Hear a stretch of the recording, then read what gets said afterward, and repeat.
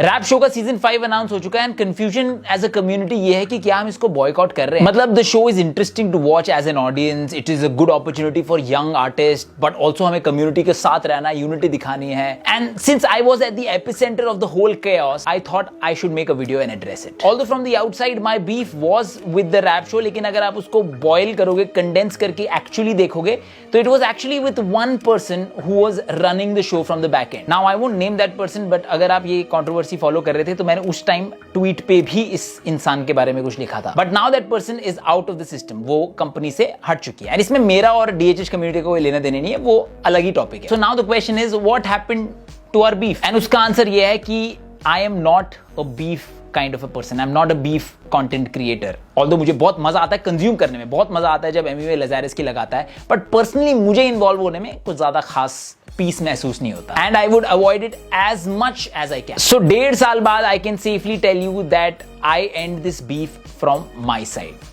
I would still not cover the show though, because I love my channel and I want my channel to be safe and I don't know उन लोगों के मन में क्या चल रहा है. But any artist looking to audition for this show, anyone who wants to watch, you can decide for yourself. Read the contract carefully before signing, because एक बार आप contract पे sign कर देते हो, then you can't take back your words and then blame the show. फिर तो blame आप ही को लेना पड़ेगा. Now बात रही community की, unity की. I think answer to that would be कि जब actually जरूरत थी यूनिटी की, जब मेरा चैनल एक्चुअली जाने वाला था, तब आप लोग साथ में खड़े थे, ट्विटर पे ट्रेंड हुआ, I got my channel back. Most probably अगर आप यूट्यूब पे देख रहे हैं तो you are watching this on that very same channel. And anyways अगर आप मुझे सपोर्ट करना चाहते ही हैं, you can support my upcoming channel, जो कि शायद जल्दी ही मैं अनाउंस करूंगा. It is obviously not the Samay Raina and Seedhe Maut वाला rap challenge that I think had to be scraped after the Latent controversy. The reason behind that is कि Latent controversy के बाद इतने सारी अथॉरिटीज की नजर थी समय रैना और उनके गैंग पे कि अगर वो एक्चुअली शो लॉन्च कर देते एंड स्टेज पे आके रैपर कुछ बोल जाता, उसकी रिस्पॉन्सिबिलिटी एक्चुअली समय भाई पे आ जाती. And I think it was a right decision